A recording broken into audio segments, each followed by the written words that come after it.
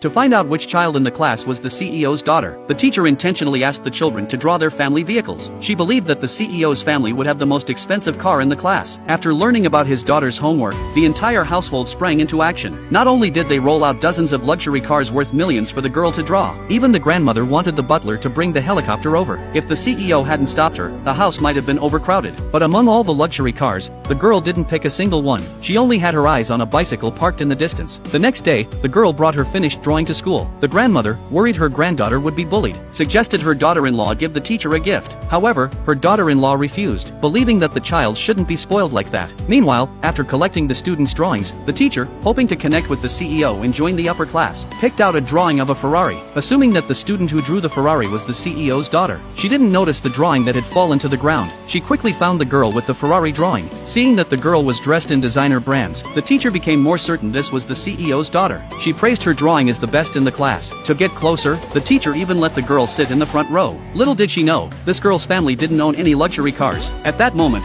the CEO's daughter noticed her drawing on the floor. As she got up to pick it up, the imposter accidentally kicked over her cup, spilling water all over the drawing. The imposter then blamed the CEO's daughter, claiming she had pushed her first. Just as the CEO's daughter was about to explain, the teacher, seeing her drawing of a bicycle, looked at her with disdain. She tore the drawing to pieces right in front of her, scolding her for bullying a classmate and making her stand at the back of the class. Watching her classmates study diligently from their seats, the CEO's daughter couldn't help but cry. Soon after, the imposter realized she was missing a marker. When she saw it near the CEO's daughter's feet, she took advantage of the teacher's favoritism, asking the CEO's daughter to pick it up for her. Without thinking much, the CEO's daughter handed the marker back, explaining that she hadn't pushed her. The imposter slapped the marker out of her hand. The noise caught the teacher's attention. Without understanding what happened, the teacher assumed the CEO's daughter was at fault, and punished her by making her clean the floor. Meanwhile, the CEO's grandmother, worried her granddaughter might be bullied, secretly called the teacher. She instructed the teacher not to let her granddaughter suffer. Suddenly, the grandmother heard a child crying in the background. The teacher assured her it wasn't her granddaughter, but a mischievous child from a poor family. The grandmother, feeling reassured, relaxed. The teacher promised to take extra good care of her granddaughter. The grandmother, in return, hinted that she wouldn't let the teacher go unrewarded.